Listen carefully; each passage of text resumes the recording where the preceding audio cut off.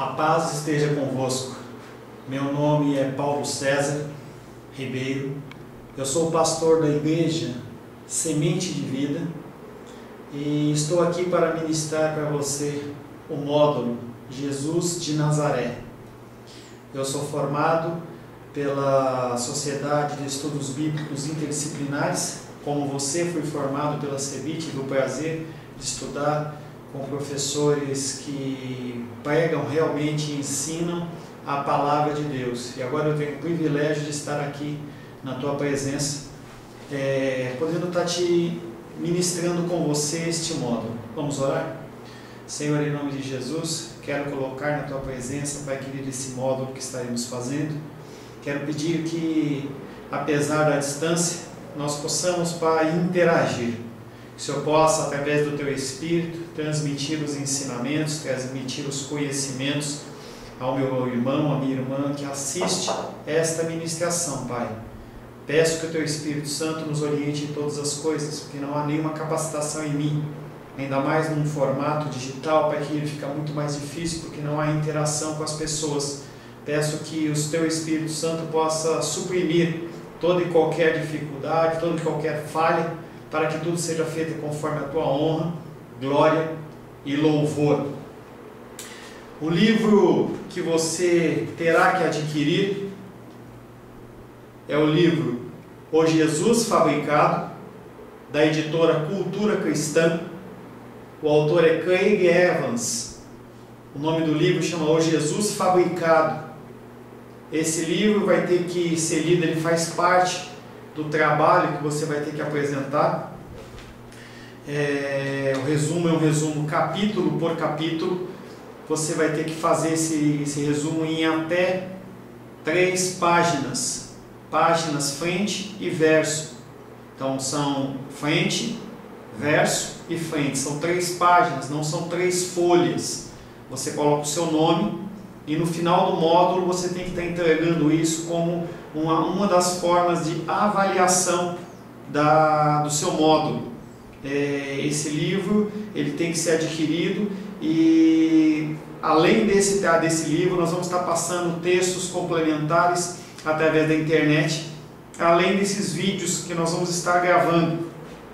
Se você quiser se especializar um pouco mais, nós temos também o livro Peter Jones, Falsa Identidade, também da editora Cultura Cristã. Tem o livro Evangelhos Perdidos, Darrell Bock. A editora é Thomas Nelson, do Brasil. É um livro bem interessante. Também você pode adquirir, se for do teu desejo, há uma trilogia. São 3 livros do Papa Bento XVI. Peço que você não se apegue a ele ser católico ou não. Ele escreve muito bem. Tem algumas partes que nós temos que desconsiderar dentro da nossa doutrina, dentro da nossa crença. Mas ele discorre muito bem a respeito de Jesus de Nazaré. São 3 livros desta série. Amém? Quero convidar você a abrir a palavra de Deus em 1 Pedro, capítulo 3, verso 15, até o verso 16, a parte A do versículo. 1 Pedro, capítulo 3, verso 15, 16, parte A do verso 16. Amém? Por que eu digo, assim diz a palavra de Deus? Porque há muitos textos, há muitos ensinamentos, coisas que não fazem parte dos ensinamentos cristãos, e eles têm sido ensinados nas igrejas. Nós podemos ter as filosofias orientais como ensinamentos muito bonitos, coisas que até trazem uma certa alegria, mas não são a palavra de Deus. O título da nossa matéria é Jesus de Nazaré, também conhecido como Jesus histórico. Entendemos que a nossa fé não pode ser uma fé cega. O que eu digo por uma fé cega? Quando você é questionado, a respeito da sua fé, você tem que dar uma resposta. E esse versículo que nós vamos ler, esses 2 versículos que nós vamos ler, eles traduzem a essência deste curso. 1 Pedro capítulo 3, versos 15 e 16, parte A do versículo, diz assim: antes, santificai a Cristo como Senhor em vosso coração, estando sempre preparados para responder a todo aquele que vos pedir razão da esperança que há em vós. Verso 16, fazendo, todavia, com mansidão e temor. Parte mais importante para mim dentro do nosso estudo: estando sempre preparados para responder a todo aquele que vos pedir razão da sua esperança. É interessante como nós encontramos cristãos que não sabem quem é esse Jesus, quem é esse Cristo que eles dizem professar. Esse Cristo para eles às vezes é uma imagem, esse Cristo pode ser um crucifixo, pode ser uma lembrança, mas de onde vem esse Cristo? De onde vem esse Jesus? E também fala sobre como você deve fazer isso. Você deve fazer isso com muito amor, você deve fazer isso com muita mansidão com as pessoas. E aí eu quero dar um exemplo de duas pessoas conhecidas minhas. Eu não vou citar os nomes. Um irmão da minha igreja, ele estava num local público e se percebeu que alguém não estava passando bem. E aí prontamente uma pessoa olhou e falou assim: vamos nos reunir e vamos rezar. E naquele momento aquele irmão, ele se levanta na sua religiosidade e fala o seguinte: eu não rezo, eu oro. E as pessoas, elas ficaram como que chocadas. Independente do que o irmão quis dizer ou não quis dizer, ele não o fez com amor. E aí eu quero que você entenda que a palavra grega para rezar e a palavra para orar, elas têm a mesma escrita. Então orar ou rezar depende de como você interpreta, de como você quer realmente expressar o que você quer dizer. Nós, como cristãos evangélicos, entendemos que o orar é algo que você faz espontaneamente, não faz algo mecanicamente. Mas nós temos na palavra do Senhor o exemplo do Pai Nosso com os discípulos. Eles perguntam como que eles devem fazer, como eles devem orar. E ali o Senhor Jesus os ensina. O Pai Nosso, ele pode ser uma oração dentro do nosso entendimento, como ele também pode ser uma reza. Depende de como você faz, independente da religião que você professa. Um católico, ele pode orar dentro do nosso entendimento o Pai Nosso. E nós, como cristãos evangélicos, podemos estar rezando. Depende de como você interpreta, de como você pega aquele texto que você está lendo e você medita no que está sendo dito ali. Mas a essência do que eu quero falar não é oração ou a reza, e sim a falta de amor. Naquele momento as pessoas, elas como que se indignaram e não deram nenhum tipo de abertura para que esse irmão exercesse a sua fé. Em outro caso, uma irmã, amiga minha, foi convidada a participar de um tempo de reza literal. Algumas irmãs dela, conhecidas dela, católicas, chamaram elas para fazer algumas novenas, e ela decidiu participar. Sem nenhuma restrição no seu coração, ela participou por 6 semanas. E na 7ª semana ela foi convidada. Dentro daquele grupo, eles falaram assim: irmã, você poderia fazer uma oração, ou você poderia rezar hoje? Você poderia dirigir essa reza de hoje? E ela falou: sim, eu posso dirigir essa reza de hoje. E naquele momento ela faz uma oração dentro dos padrões que nós estamos acostumados, uma oração dirigida pelo Espírito Santo, algo não repetido, algo que não vem da mente humana. Ela realmente orou dirigida pelo Espírito Santo. E as irmãs olharam para ela e falaram: se a gente soubesse que você rezava deste jeito, nós tínhamos pedido para você dirigir todas as reuniões, porque esse dia valeu muito mais do que todos os outros dias que nós rezamos.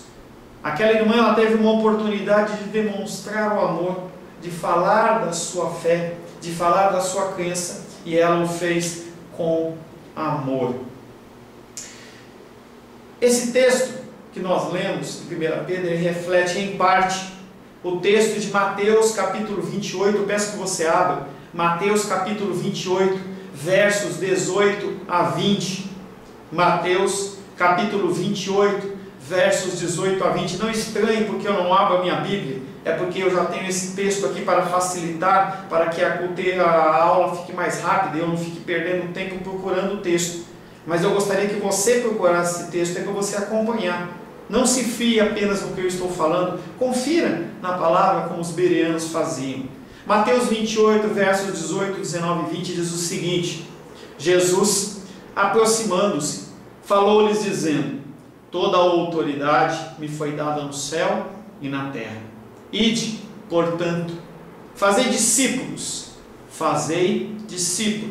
de todas as nações, batizando-os em nome do Pai, em nome do Filho e em nome do Espírito Santo, ensinando-os a guardar todas as coisas que vos tenho ordenado.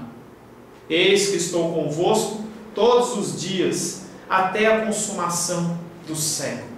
Dois conceitos para você. Primeiro, ide. Esse ide, a tradução correta seria indo. Não quer dizer que a ministração da palavra, a evangelização, ela se dá apenas pelo pastor, ou pelo evangelista que foi ungido, ou por qualquer líder da igreja. O ide não é ide, é indo. Enquanto você vai indo para o seu trabalho, você fala do amor de Cristo. Enquanto você vai indo de metrô, de ônibus, você dá uma carona na sua escola, no seu trabalho, você fala do amor de Cristo, entendendo sempre, em especial no trabalho, que a sua função dentro do teu trabalho é produzir. A tua função no trabalho primordial não é pregar a palavra. Haja com sabedoria, fale nos momentos em que você houver oportunidade, dirigidos pelo Espírito Santo. Não roube tempo. Sei de pessoas que no seu horário de trabalho, elas vão para o banheiro para orar, vão para o banheiro para ler a palavra. Não é uma coisa que deve ser feito com constância, não é uma coisa que deve ser uma coisa feita normalmente. Se você for convocado pelo Senhor para algo assim, faça, mas não tenha isso como uma coisa normal, porque as pessoas esperam que você dê uma produção. Haja como Daniel, haja com excelência, testifique do amor do Senhor e da palavra do Senhor através dos seus atos. Outra parte que eu quero falar para você é fazer discípulos. Se você analisar a palavra do Senhor, você vai ver que os grandes homens de Deus tiveram discípulos. Moisés teve Josué como discípulo, Elias teve Eliseu como discípulo, Jesus teve como seus discípulos 12 apóstolos. Você pode perceber que você não faz muitos discípulos. Os grandes homens de Deus não fizeram muitos discípulos. Haviam pessoas que andavam sim junto com Jesus, mas discípulos mesmo, aquelas pessoas que andavam, que conheciam, que realmente eram interessadas em dar continuidade a todo um estudo, todo um trabalho, são poucos. Por isso você não se fie com aquela palavra que é lançada sobre as nossas vidas: eis que vejo que você vai pregar para multidões. Não se preocupe com isso. Se preocupe em fazer discípulos. Discipular o que é? É você encontrar uma vida direcionada pelo Senhor, que você pode estar ensinando, você pode estar instruindo, você pode estar acompanhando. E talvez você tenha um discípulo, tenha 2, 5, 10, não sei quantos. Mas não se preocupe em quantidade, se preocupe em formar pessoas. A minha igreja, nesse momento que eu estou gravando, ela é pequena. Nós estamos nela. É um salão, é uma salinha aqui emprestada por uma das irmãs da igreja. 30 metros quadrados, cabem 25 cadeiras neste lugar. É lógico que a gente sempre sente o desejo de crescimento, mas tudo é tempo do Senhor. O livro de Eclesiastes fala isso: há tempo para todas as coisas. Não se preocupe com quantidade, se preocupe em discipular. E discipular é ensinar, discipular é andar junto. Discipular quer dizer que há um mentor, em que pode ser você o mentor. Nessa tarde, nessa manhã em que eu estou gravando esse vídeo, eu estou sendo o seu ensinador, eu estou sendo o seu mentor. E você tem que fazer isso com muito amor. As pessoas têm muitas dúvidas, as pessoas elas têm muitos questionamentos. Eu lembro que quando eu congregava em São Paulo, e eu não falei, eu estou em Brasília. Quando eu estava em São Paulo, eu era pastor auxiliar de uma igreja. O meu pastor, ele me deu um conselho sábio: quando você estiver com alguém, entenda que nem sempre essa pessoa ela vai estar no mesmo nível, na mesma altura, na mesma condição que você. Às vezes a pessoa acha que não está crescendo, mas quando você olha, é como se você olhasse para um avião. Você olha para um avião, ele parece que está parado, mas ele está andando numa velocidade muito grande. 700, 800, 1000 km por hora, jatos voam à velocidade do som. Então, quando você estiver discipulando, tenha paciência.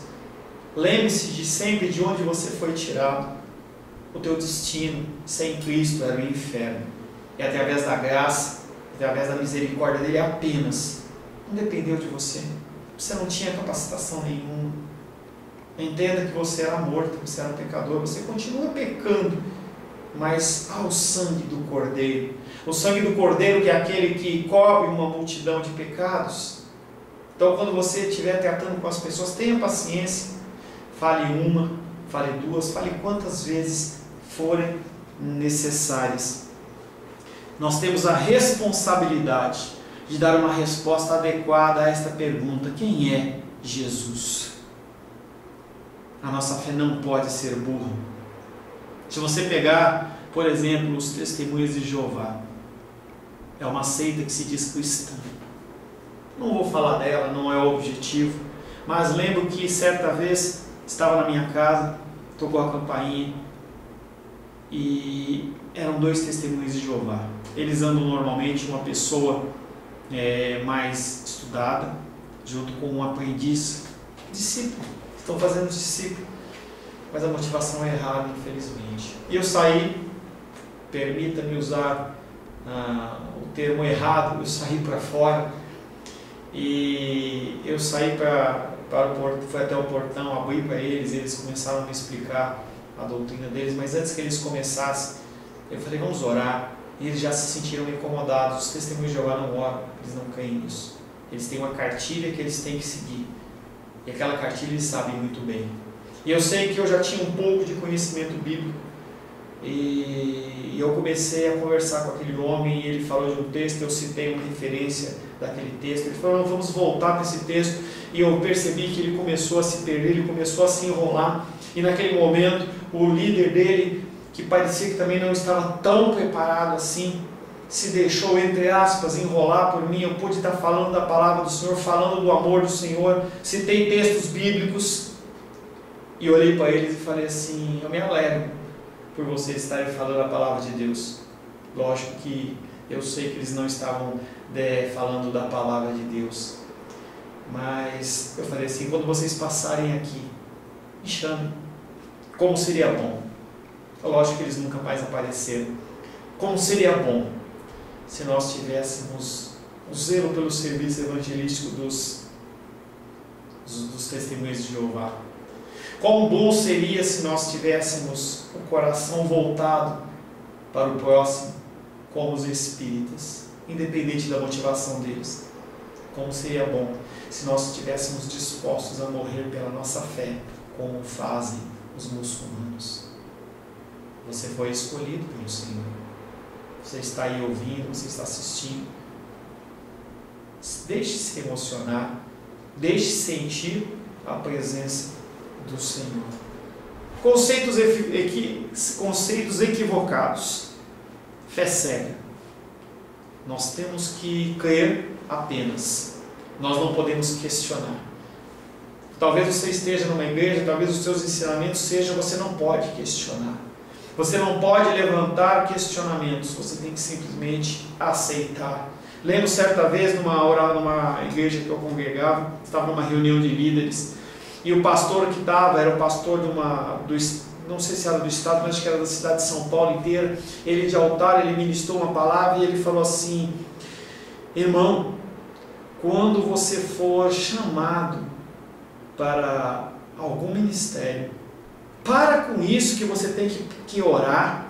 O teu pastor, ele é totalmente capaz de fazer isso. Se ele, como pastor escolhido de Deus, já orou e decidiu que você é líder do louvor, é líder de escola dominical ou qualquer ministério que seja, vocês têm que simplesmente aceitar.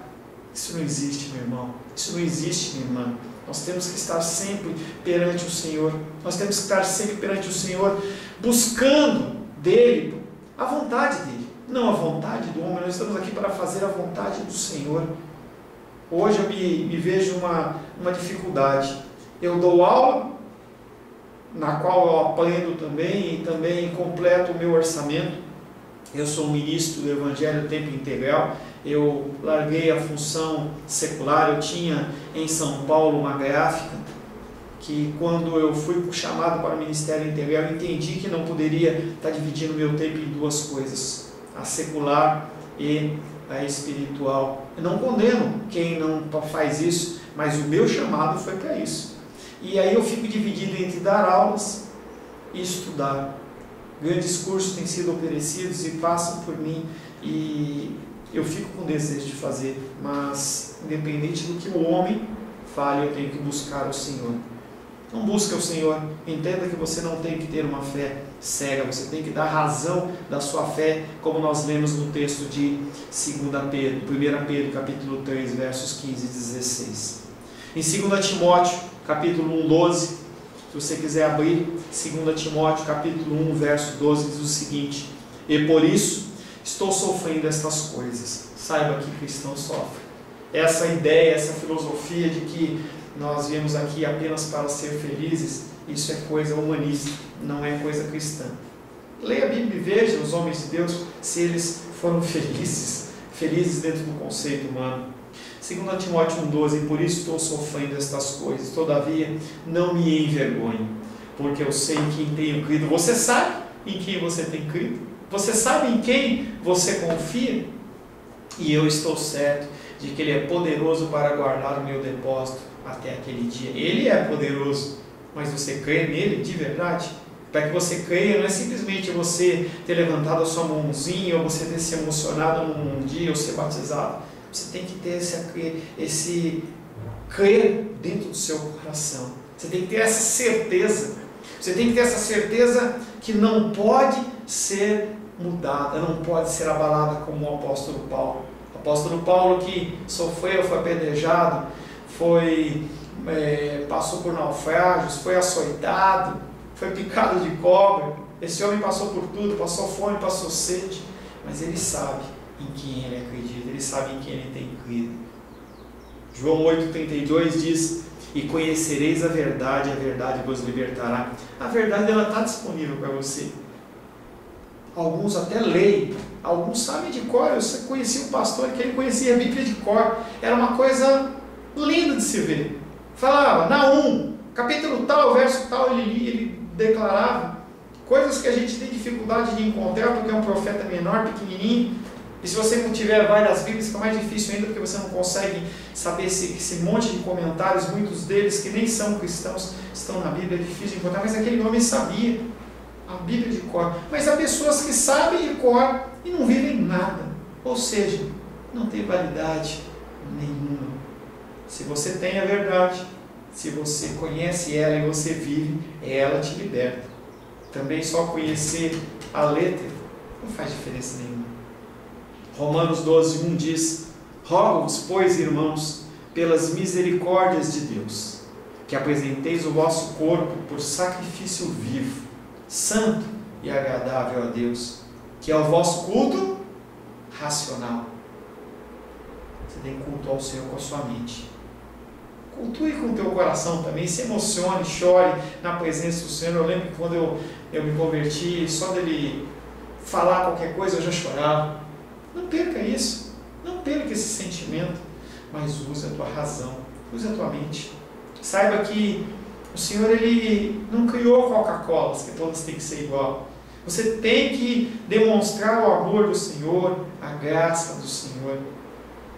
Faça isso em nome de Jesus. Uma pausa em nome de Jesus.